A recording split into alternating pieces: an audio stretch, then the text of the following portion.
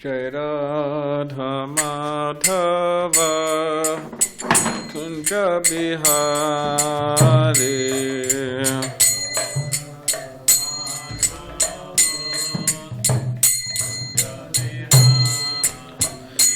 Jai Radha Madhava Kunja Bihari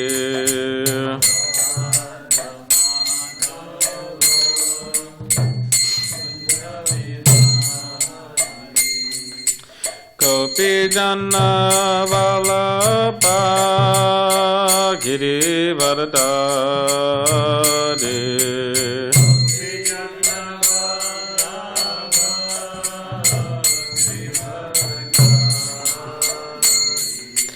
Gopi Jana Vallabha Girivardhari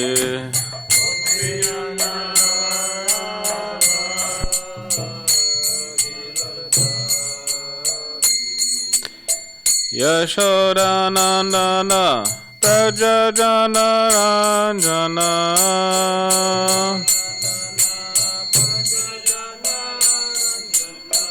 Yashodanandana Prajajana Ranjana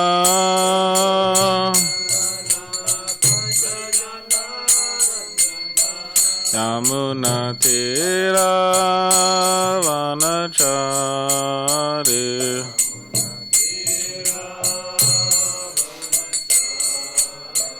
Yamuna Tira Vanachari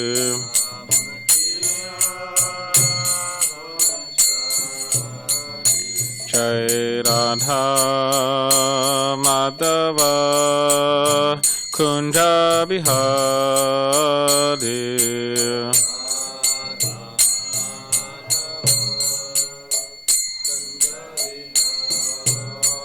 Jaya Radha Madhava Kunja Bihari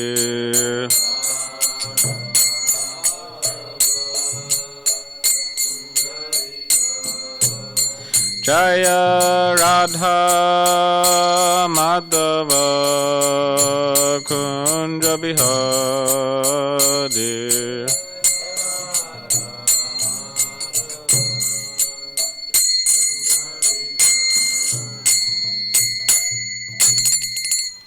Jai Vishnupriya Paramahamsa Parivajraya Ashtotra Shatashi Srimad Divine Grace A.C. Bhaktivedanta Swami Srila Prabhupada Ki Jai Jayam Vishnupriya Paramahamsa Parivajraya Ashtotra Shatashi Srimad Divine Grace Srila Bhakti Siddhanta Saraswati Thakura Prabhupada Ki Jai Ananta Koti Vaishnava Vrinda Ki Jai Namacharya Srila Haridas Thakur Ki Jai Prem Sikaho Shri Krishna Chaitanya Nanda Shri Advaita Gadadhar Shivasari Gauda Bhakti Vrinda Ki Jai Shri Shri Radha Krishna Gopagopana Sham Kun Radha Kun Giri Govardhan Ki Jai Vrindavan Dham Ki Jai Amadvik Dham Ki Jai Ganga Yamunamai Ki Jai Tulsi Maharani Ki Jai Bhakti Devi Ki Jai Samaveta Bhakta Vrinda Ki Jai Govardhan Dham Ki Jai. All glories to the simple devotees. All glories to the simple devotees. All glories to the simple devotees. All glories to Shri Guru and Shri Gauranga.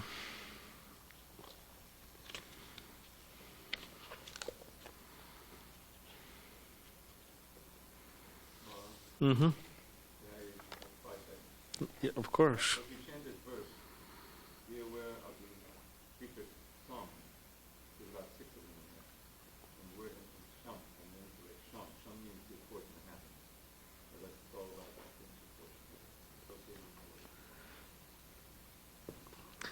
All right, so before we read the verse from Srimad Bhagavatam, we'll read about Sri Raghunanda Thakura and Vishnupriya. So this is Sri Raghunanda Thakura.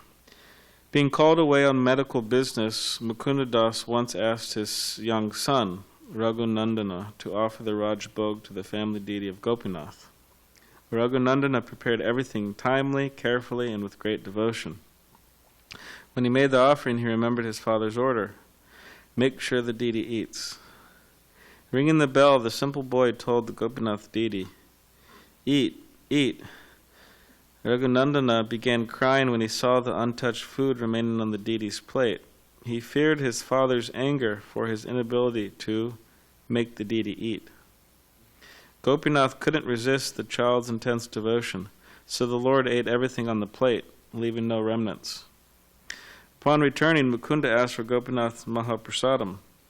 Raghunanda said the deity ate everything. Astonished, Mukunda told his son to make the offering again. From a hidden place, Mukunda watched in total amazement as Raghunanda offered a ladu to Gopinath, but the Lord only took half a ladu.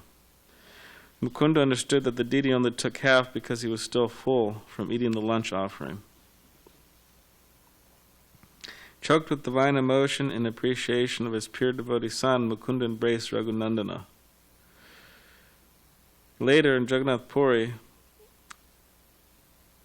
Lord Gauranga lovingly asked Mukunda Das, "Who is the father and who is the son?"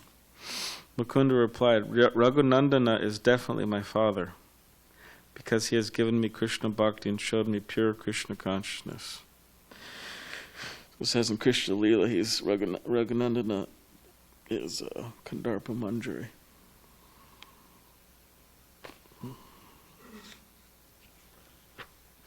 Okay, so now we'll read about Sri Vishnupriya.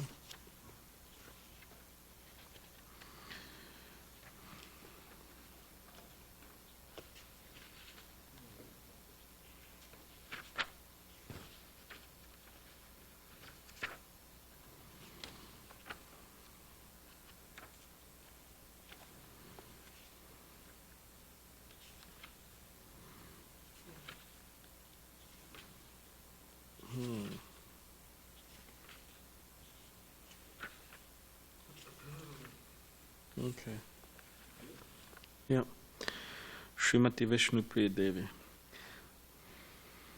Somehow or other I keep on getting to read about Vishnupriya Devi. I think this is the third time.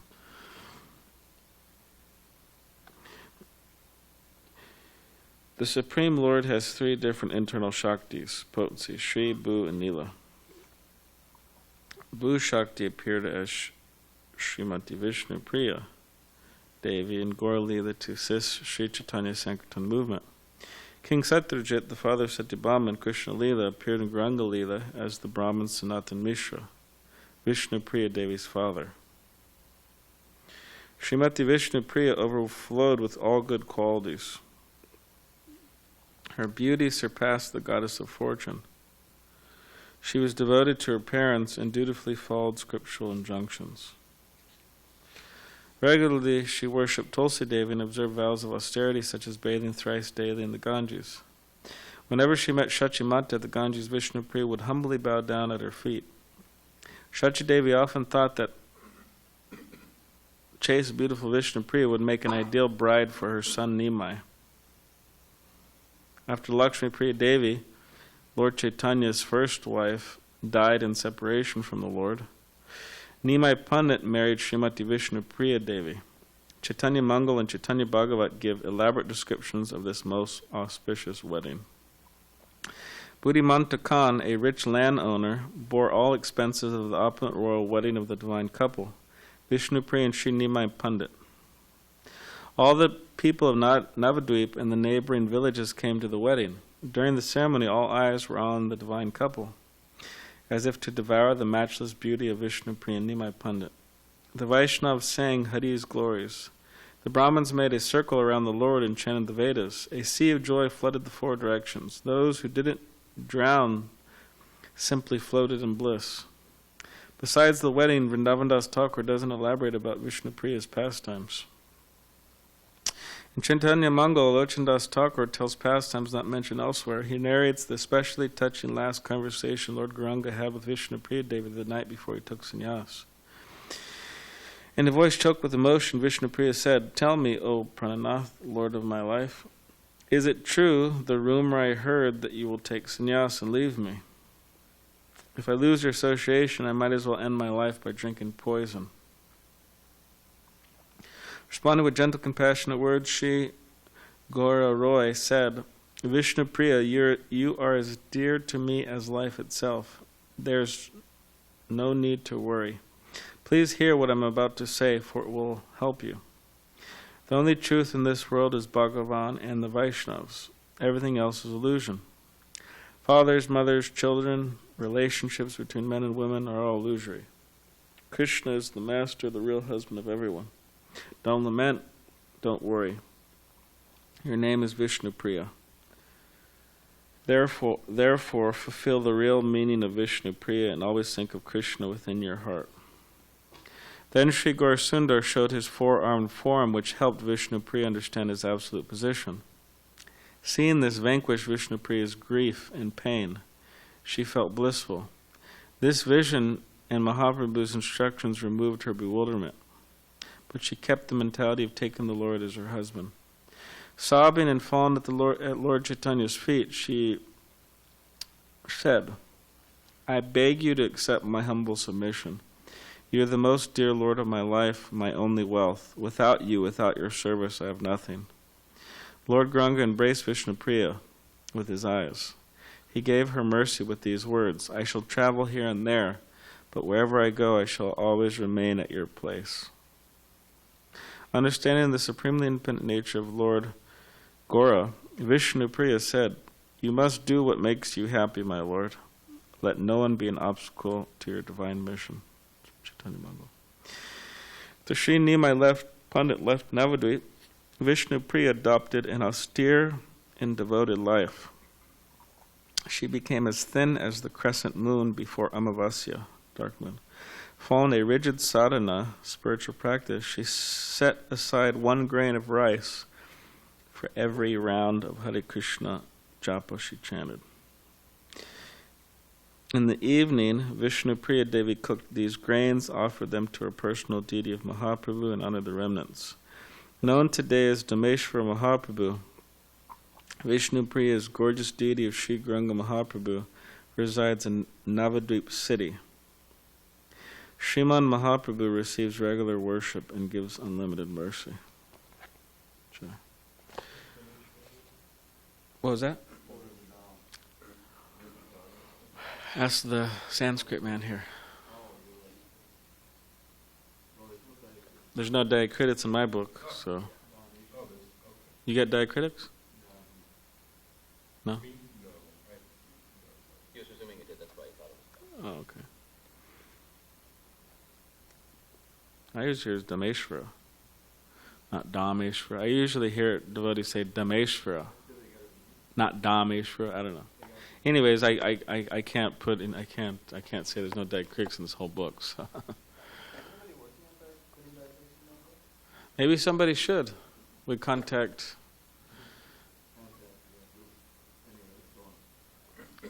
Mahanidhi Swami. Why did you speak on Vishnupriya recently? What was that? Yesterday was Vishnupriya's appearance. Another time recently, within the past month, you spoke on Vishnupriya.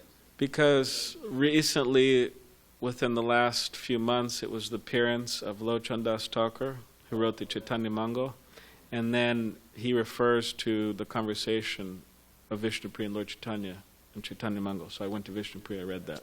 So that happened twice. So I had the disappearance and the appearance of Lochandas Thakura, and now Vishnupriya. So it's good for me. All right, so we'll read the Bhagavatam. Om Namo Bhagavate Vasudevaya.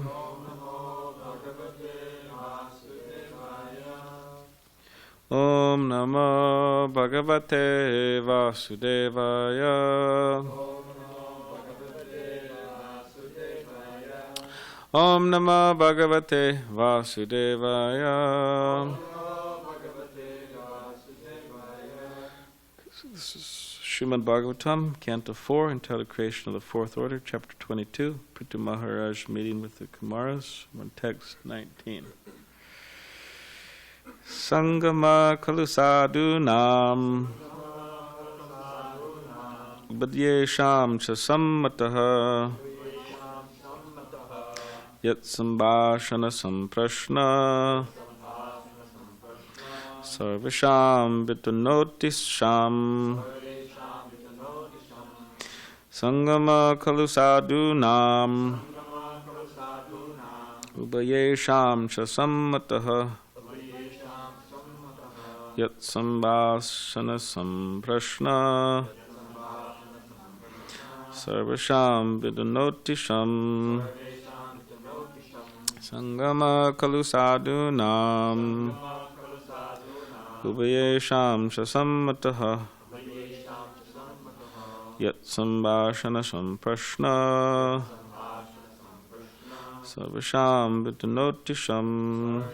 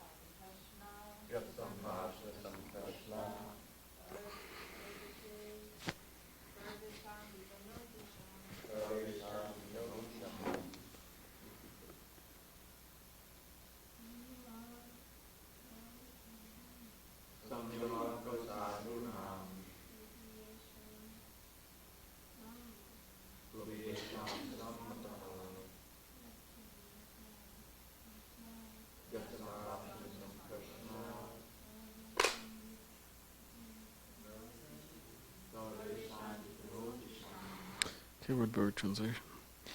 Sangamaha, association. Kalu, certainly. Sadhunam, of devotees. Ubayesham, for both. Cha, also. Sammataha, conclusive. Yet, which. Sambhashana, discussion.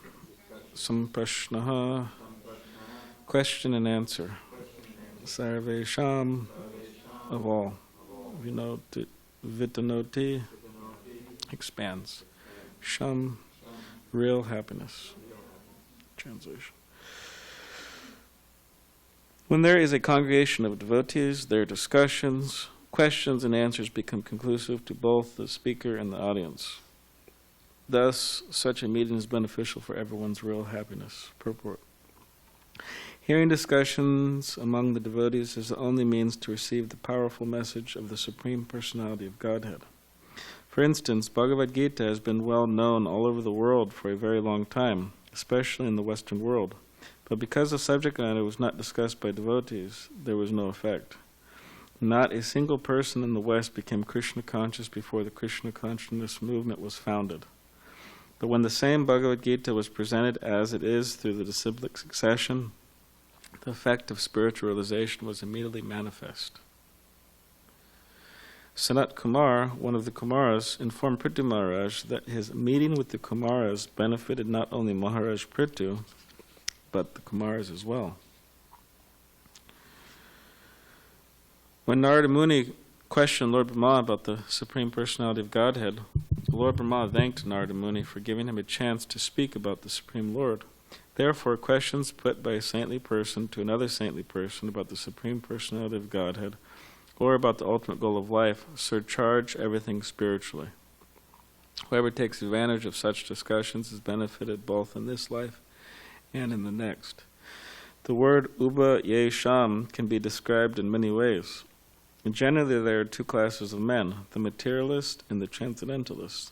By hearing discussions between the devotees, both the materialist and the transcendentalist are benefited. The materialist is benefited by association with devotees because his life then becomes regulated, so that his chance of becoming a devotee or making the present life successful for understanding the real position of the living entity is increased.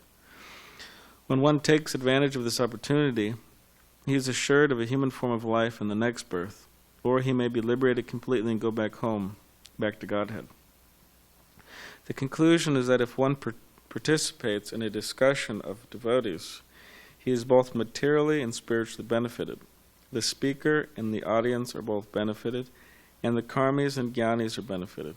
The discussion of spiritual matters amongst devotees is beneficial for everyone, without exception. Consequently, the Kumaras admitted that not only was the king benefited by such a meeting, but the Kumaras were as well.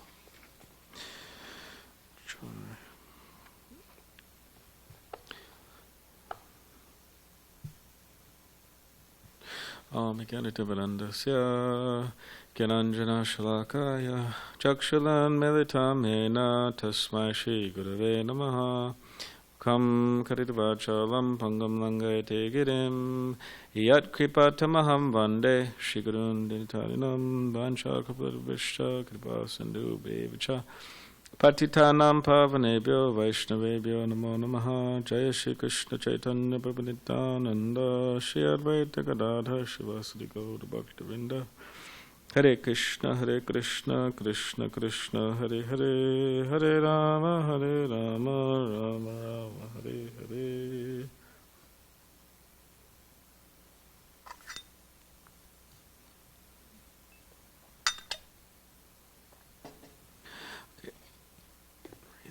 Translation again. When there is a congregation of devotees, their discussions, questions, and answers become conclusive to both the speaker and the audience. Thus, such a meeting is beneficial for everyone's real happiness.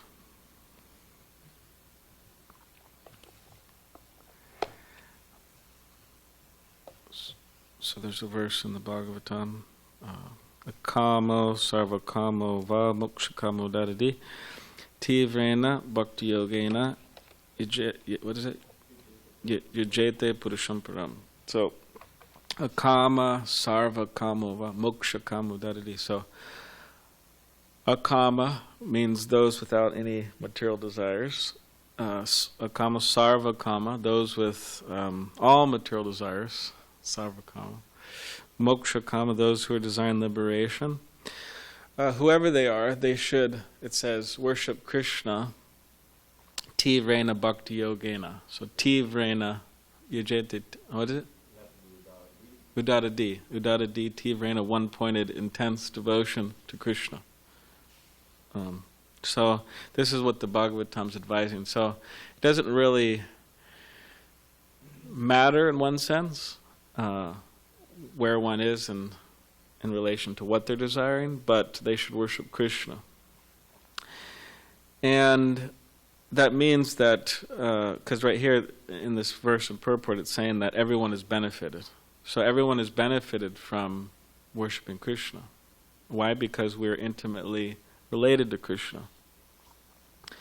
The Bhagavad Gita says, right, Mamai Vangsho Jiva Loke Jiva Bhuta Sanatana. So everyone, Krishna is saying, is my part and parcels.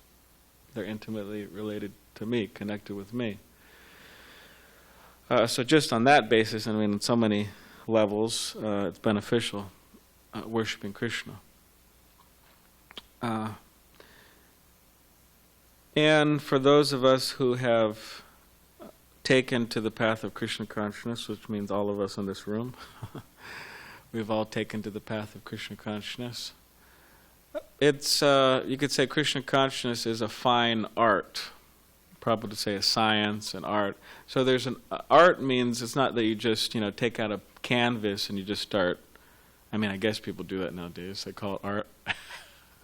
But at least with more refined, like these pictures here. They're quite, they're beautiful. Prabhupada would say they're windows into the spiritual world. Prabhupada had a lot of appreciation for these pictures.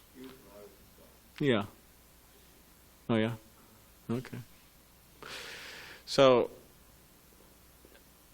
the windows into the spiritual world. So it's not that somebody just like haphazardly, spaced out, in a very spaced out fashion, just put these pictures together. There's a lot of meditation, a lot of work, a lot of energy that went into it. Why it's a fine art. Art, making these pictures, drawing these pictures, painting these pictures, was a fine art. And that means training and education, and how to do things, how not to do things. So similarly, Krishna consciousness is a fine art. Deity worship is a fine art. It's not that you just go up on the altar and dress Krishna however you want and do whatever you want and say whatever. There's a fine art behind it. There's a whole disciplic succession that's teaching how to worship deities. Same with chanting Hare Krishna. It's a fine art. Everything is a fine art. So if we are able to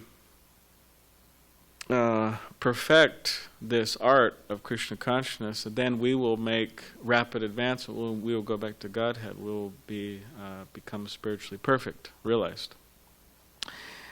So the idea is to learn the art of Krishna consciousness, and so much of the art of Krishna consciousness is just knowing what Krishna consciousness is not.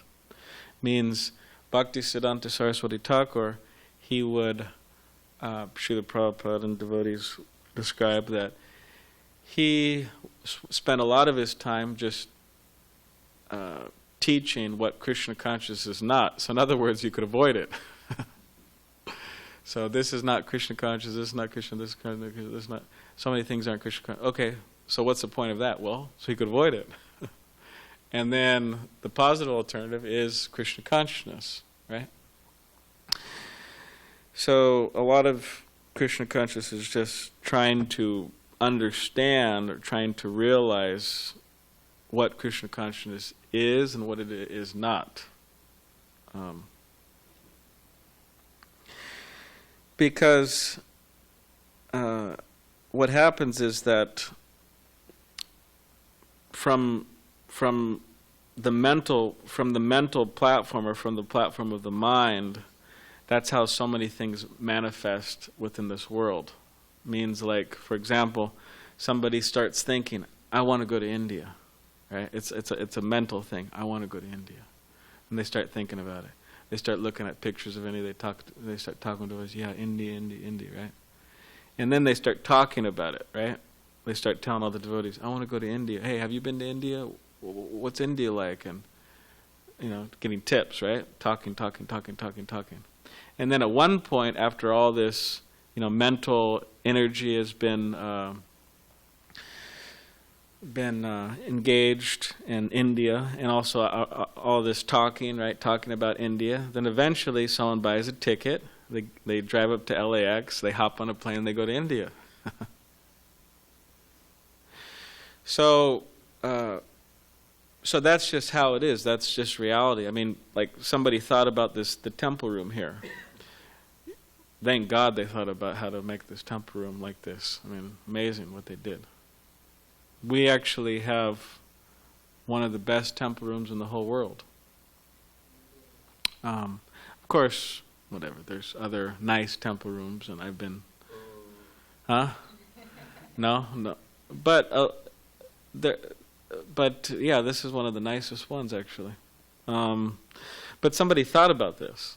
They really thought about it. It was a man. Okay, we're gonna do this. We're gonna do this, and then they talked about it, and then they did it. Right? That's how it happened. That's how things happen in general. So from, you could say, the subtle platform, things manifest in a gross way, right? Externally. So similarly, when we're dealing with the material energy, we have to be careful. Why? Because the material energy is attractive. Why? Because it's just a spark of Krishna's splendor. It means it's some kind of distorted reflection of Krishna. It's not really, I mean, you could say everything's Krishna, but it's material energy, right? Which is destructive. It means it causes us destruction, spiritual destruction. So we have to be careful when we're dealing with Maya, because things, Maya works in a very interesting way, is that things that very, you could say, subtle, like Maya is just very subtly entering, and then subtle becomes gross, and then gross becomes grosser, and then there's a fall down from the spiritual platform. So, for example, Srila Prabhupada was, there's two examples. Yeah, Srila Prabhupada was walking on Venice Beach, and he was walking with some devotees, as Prabhupada always did. He walked with devotees. Prabhupada spent a lot of time with devotees. So Prabhupada was walking on Venice Beach, and then there was a crab on the on the sand there, and then one young bhakta, he was all amused. He said, "Oh, look at the crab!" He's walking with Prabhupada and the devotees. Look at the crab! Wow, look amazing! And he stopped. He looked at it, and then Prabhupada kept on walking. And the devotees kept on walking, and Prabhupada said, "Oh yeah, that boy, he won't last." He said he's too distracted. And he didn't last. He was gone in a few months. He just walking with Srila Prabhupada. The incarnation, practically speaking, the incarnation of mercy. Coming to deliver so many souls, and walking with Patita Pava, Jagat Guru of the universe, and getting distracted by a little crap. He won't last. That's what he said. I don't think so. He's a bhakta, but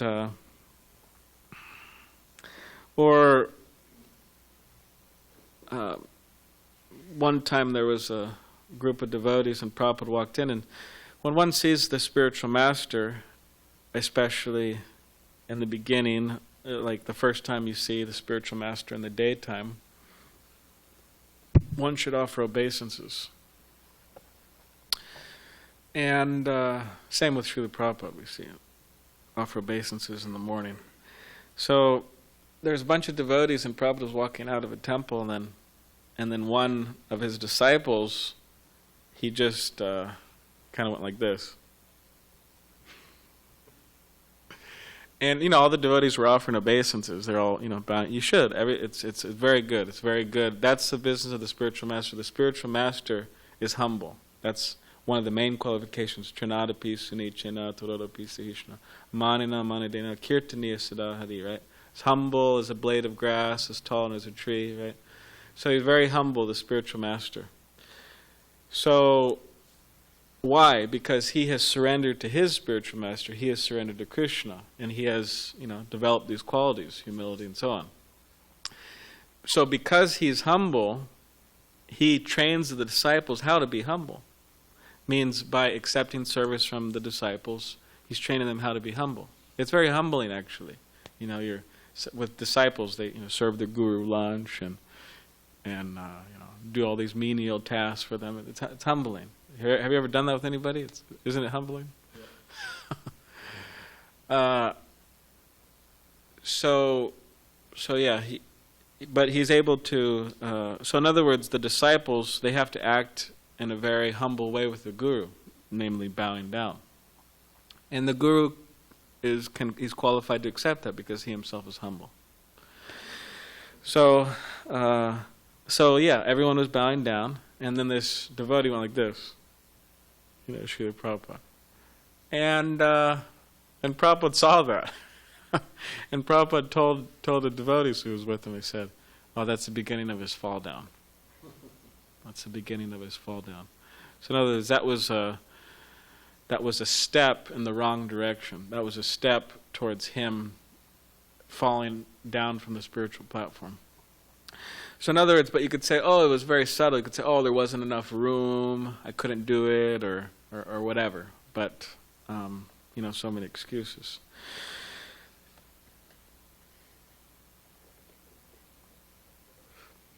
Like one devotee, he told me recently, and he's an atheist now.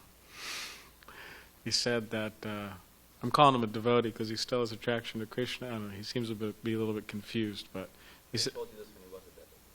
he told me this recently, but he's an atheist now, but somehow or other he still accepts that the real bhav, the real nectar comes from bhajan and chanting Hare Krishna. But I asked him, what's the problem? Because he said, I have some difficulty accepting some of the fundamental principles, beliefs of Hare Krishna. I said, oh, like what? Like Krishna's God? And he said, yeah, exactly. I said, oh, okay, well, it could be a bit of a problem. But he said, what he told me, he said he was living with devotees. And he said that devotees, he was upstairs chanting his rounds, right? Hare Krishna, Hare Krishna, Krishna. And he was actually trying to marry this girl, and he was living with them as like a roommate, not with her, but as a roommate. So he was living with this Hare Krishna, Hare Krishna, Krishna. But those devotees were somehow or other really attached, you could say addicted, to watching television and all types of stuff on television, which in some ways I can't understand because there's just a lot of garbage on there. But anyways, they're really attached, addicted. So he kind of got curious, he was kind of like, he would go downstairs and start looking at the TV, Hare Krishna, Hare Krishna, And over time, we just stopped chanting Hare Krishna and just sat down and watched TV. I know I'm laughing. It was actually not funny. It's actually sad, but Where was it? I don't want to get too detailed. But he said, what he told me is, he's like, yeah, Prabhu, he said, it all started with that little bit of TV. He said it all started from there. And at the time I was thinking, that seems kind of silly. It's like, your whole spiritual fall down and you becoming an atheist, an offender, and because he was pretty offensive. It all came from you just watching a little TV. I thought that was a little kind of silly, but then I was thinking about it later, and I was reading last night one book, and devotee book, and they made that point, from subtle becomes gross, becomes grosser. So it's like, a little TV, then just add a little something and whatever, get some French fries at McDonald's or something, I don't know. You keep on adding a little weird thing here, weird thing there, weird thing here. And before you know it, it's just, the Christian consciousness just disappeared. Or like Vijay told me, he said there was some devotee in Miami, and apparently the devotee, he would chant Hare Krishna, but he would specifically do it while he's watching TV, because he said that's the only way he could chant. And he said that Vijay said, "Hey, what's going on, Prabhu? What's the deal?" And he said, "Well, this is the only way I could chant, Anyways. So from subtle to gross to grosser. But you could say, so therefore we have to know, okay, what is not Krishna consciousness, what Krishna consciousness is not, and what it is. It's a fine art, just to know that actually.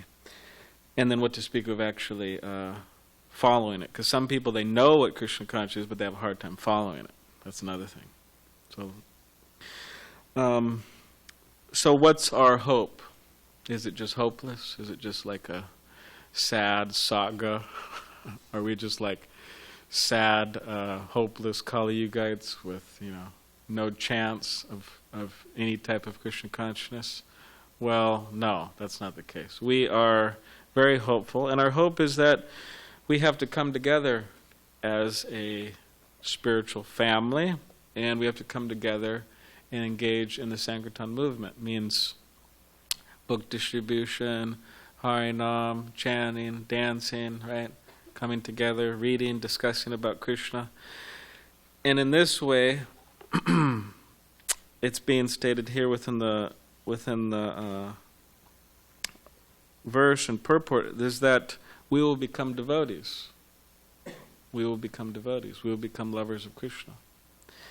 And that's what Prabhupada says here, that there were so many Bhagavad Gitas, but now we introduce this Bhagavad Gita as it is, and so many people have become devotees. Whereas previously, he said, not a person was Krishna conscious. So the process does work, and it will work, but we have to understand what is the process, and then after understanding the process, we have to learn the art. We have to perfect the process. It means us engaging in it. And in this way, okay, it says we may be human in our next life, or we may go back to Godhead. Now, of course, we want to go back. We want to go back to the spiritual world. We don't want to just become another humanoid. Kali Yuga humanoid. We want to go back to the spiritual world. So, and if someone was, anyways, it's a big. So whether or not somebody has full conviction in that idea of going back to the spiritual world or not, or specifically I could say to all of you or myself, whether we have full conviction of that or not, okay, maybe we don't, maybe we do, maybe 50%, 20%, 75%, whatever it may be, that there's a spiritual world, that we could go there. We have all taken to Krishna consciousness, so we all obviously have some attraction to Krishna, or like Krishna, right? So we just have to, you could say, boil the milk. Boil. It means we just have to become more concentrated in our Krishna consciousness, and specifically learn the art of becoming lost in Krishna. It means lost in Krishna Kirtan, lost in our service, because that's what it really takes. Now a lot of people are just lost in this world, wandering in the wilderness of this world, but it means completely absorbed in it. But we have to become lost in Krishna, chanting Krishna's name. It's very important. And as I was reading last night, which I'll end with, one devotee, which I was I was quite impressed by this devotee, Shivaram Swami. I was reading one of his books last night, and it's called Chant More. And I was impressed with many of the things he was saying, because in many ways they were quite radical and quite outspoken, and just very practical, and just great. I thought it was just wonderful. It's collected writings. So one point he brought up is that, you don't have taste for chanting Hare Krishna? Okay, well, this is what I advise you. You should just set a day out. He said, you should just set a day out and just chant all day. Just chant japa all day long. He said, from midnight to midnight. He said, you should have that determination. Now, of course, that brings up a whole other thing in people's minds. Okay, well, all right, I'll just ditch my service and chant all day. But he's saying if you can have a day like that, and he said, chant 64 rounds. And he said, chant, what did he say? 108 rounds. He said, chant 192 rounds. It's like, well, I was getting really enthusiastic here. And then he said that you could tell where your mind is. How easily are you distracted? And he said, he was making the point that you have some breakthrough. And this is what Ekadashi is for. Ekadashi is for breakthrough. Fasting, right? Release from beans and grains, reducing eating, sleeping. So this is what Ekadashi is supposed to be, for just more chanting. So at least 25 rounds or something like that. Anyway, Shivaram Swami was saying so many interesting things in that book. About chanting more. And he's also... he was also saying that... Quite interesting. He was saying... Forget this idea of just by serving ISKCON you go back to Godhead. He said, and then he quoted some scripture, and he said, the only effective means of developing pure love for Krishna, going back to Godhead, is getting together and chanting Hare Krishna. Sankirtan. So, okay, I'll stop there. Does anybody have any questions? Okay, everybody's leaving. All right, that means it was a good class. Huh? Okay. Goodbye, everybody. Okay, Hare Krishna. At least I didn't make everybody leave. Okay, 1, 2, 3, 4. Okay. I don't know. I think. You gave us all permission to leave ISKCON, so we're like.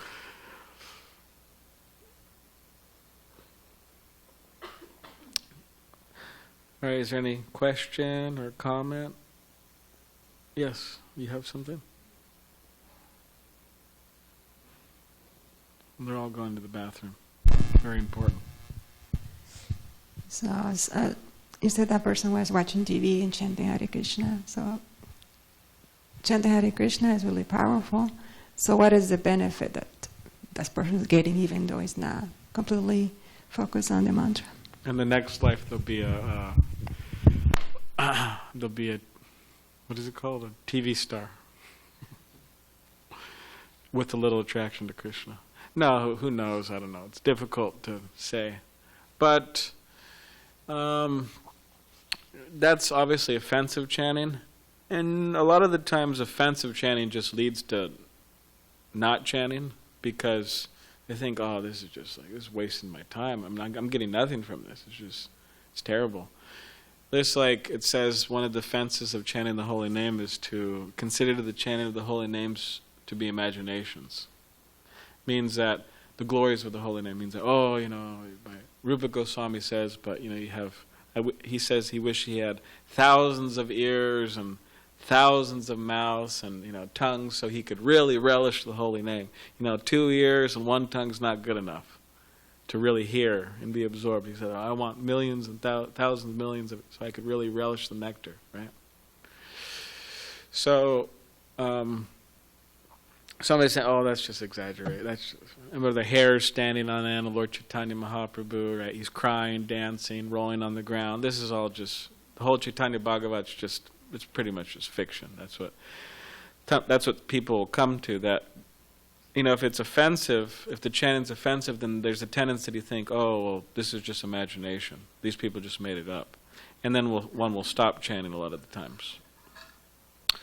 So.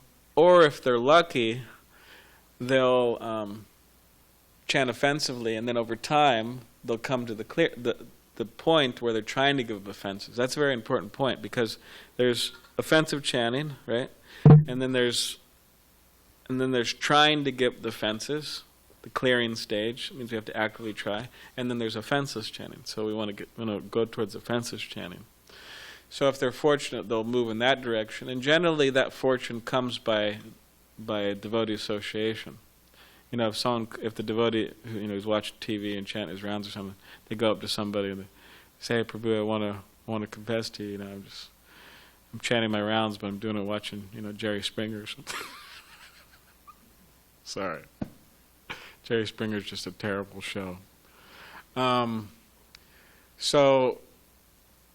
Then the devotee will maybe chide him or chide her and say, "Why? What are you doing? You accepted a vow. You took a vow before your spiritual master. This is not going to get you anywhere.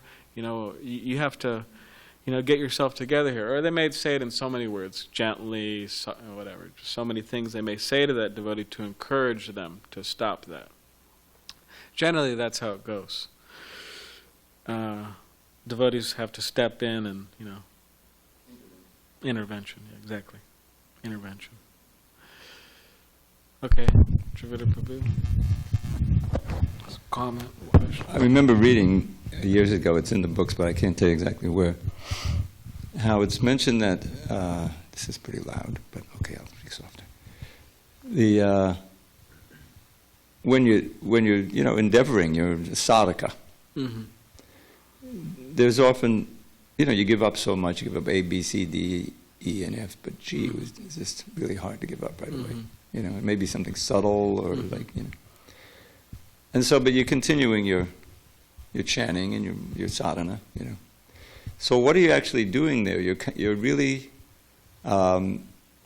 awakening the Ladni Shakti, where you're able to take pleasure in chanting, I mean, to some degree, you know.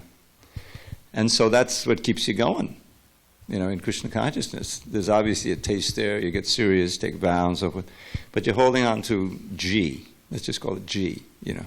That's where you, and so what happened, and it's mentioned in the book that the Ladni Shakti that you're awakening is now concentrated. In other words, your perversion of it, which is what sense gratification is, on that one thing. And so, which maybe wasn't really that important in your life before that, but just happened to be something you're hanging.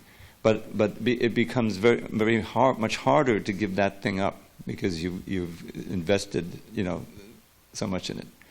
In other words, this is why it's always unalloyed, you know. There's a little alloy in there, and that's going to dilute your experience. It's going to weaken your faith. And we've seen historically over the years how most of the people who were initiated by Prabhupada have been compromised one way or another. Now, they may come back at the end, you know, that also happens.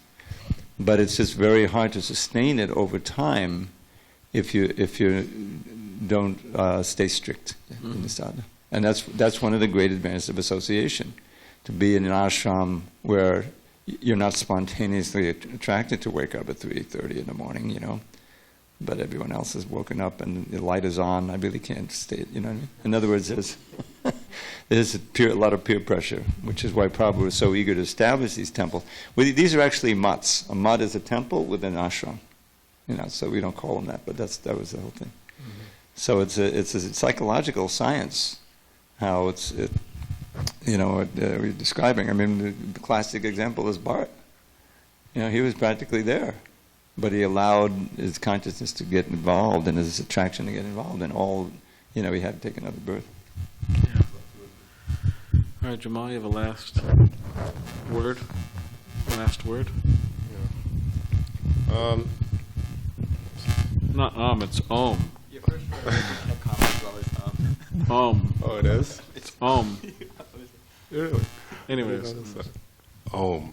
I'll start saying Om then. Anyway. Go for Okay, it. so you were talking about this devotee, Prabhupada's disciple, who was in the midst of all these other Did the devotees. pranam. Huh? The one who did Yeah. the pranam, yeah. Yeah. And that, what I got from that was, it's not just what you do, but it's also about what you don't do that either inhibits or advances your bhakti, your devotional service. And of course, now gross things, like of course if you don't follow the regulative principles, it'll be hard to make advancement. But you were speaking of like how things progress from subtle to gross. So, and I'll think about this on my own as well. But could you maybe give some examples of subtle things that we may sometimes not do that could inhibit our bhakti that we should do? Does that make sense? Yeah. That we do that will maybe... Oh, we do not do. Well, I mean, there's so many things that we could do that we may not do, but we know they're good for us, but we just don't do them. I mean, just like devotees bring this point, you know, people know exercise is good for you, but you know, it's like it's good for you, but okay, but I really want to do it. I'm tired. So there's so many things like that in Krishna consciousness you could say that we know we should do that we may not do. Like just like for example, we hear that if you chant Shik Shashtaka every day, it says you'll get a little closer to Krishna Prem every day. It says that. So then why isn't everybody lining up and doing that? It's just okay, well, I kind of got time, but I don't have time, and whatever. I'm not criticizing anybody for not doing it. I'm just saying it's an interesting dynamic because you hear so many things that, you do this, you do that, you make, or just like Mangalarti, right? Or Nityam Bhagavata Sevaya, right? Nityam Bhagavata Sevaya, hearing the Bhagavatam every day. It's like, okay, well, sometimes devotees don't do that. Why? Or like which is interesting because a lot of the times those who need to hear the message of the Bhagavatam the most, they don't come. But anyways, or they sleep during class. But Mangalarti, for example, it says the last verse after the whole, right? It says what happens if you attend Mangalarti, right? It says that you'll go back to Godhead and you get a place close to the lotus feet of Krishna, just by singing this song every day during Brahma Muhurta, right? Every day. So, Prabhupada would say, oh, go to Mangalarti. Now, it seems like a very simple thing, right? Oh, go to Mangalarti. And people say, oh, that's just so simple. And maybe I'll go to Mangalarti sometimes, but it's like, go to Mangalarti every day.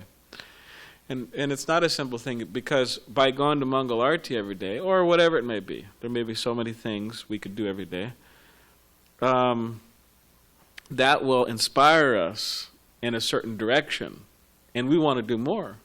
Like, oh, you're singing the Tulsi every day. That's not just singing the Tulsi. Okay, it's singing the Tulsi, but that will inspire us in a certain direction, right? So from that, things, more things will come. Everything, really. So, anyways, there's so many little things like that. Okay, Mukunda Charna. I had a good example of subtle to gross, because I've seen it. Subtle to gross, one thing, like sometimes somebody won't offer like a liquid that's like orange juice. Like they'll go, is that Shri Vishnu, Shri Vishnu, Shri Vishnu? And then after a while, they'll kind of barely offer their like drinks. And they might offer a drink, and they might just stop offering drinks if it's like a juice or something, whatever, coconut water, whatever. But then it comes to fruit, and then you like barely offer your fruit. And you kind of like, well, and then like you kind of mumble a few of the mantras, and then you don't really wait, and then you just eat it. And then at some point it's Shri Vishnu, Shri Vishnu, Shri Vishnu to the fruit. And then at one point, okay, well, fruit's not really cooked. So I've seen people, they don't really consider fruit something you have to offer. It's kind of like, it's a gray area. It's just like there's a bowl of fruit, and then it's like offer or don't offer. You can offer it whenever you want. You cannot offer it whenever you want. You can include it in something you're going to offer or whatever. It's like benign. And then that comes to other things. Then even when you cook, okay, well, if it's like a small thing, like oatmeal, okay, well, Shri Vishnu, Shri Vishnu, Shri Vishnu. And then it comes to other, okay, well, it's cooked, but it's simple, so I won't offer it exactly. And then it comes to other things, and at some point, okay, I barely offer anything. I might say like a pranam to my spiritual master over it before I eat it. And then, I've seen, And then from there, then you go, even if that's your standard of prasadam, then restaurants aren't a huge stretch for you. And then you might offer at the restaurant, and then eventually don't even offer at the restaurant. So. Sound like you got this down, Mukunda. Yeah. So I'm trying to get back on track, but that's been my experience of subtle to gross. Sure. Dharmaraj is good at offering what he makes. Almost pasta, no. Okay. All right. Grantaraj Srimad Bhagavatam ki jai. Shri Prabhupada ki jai.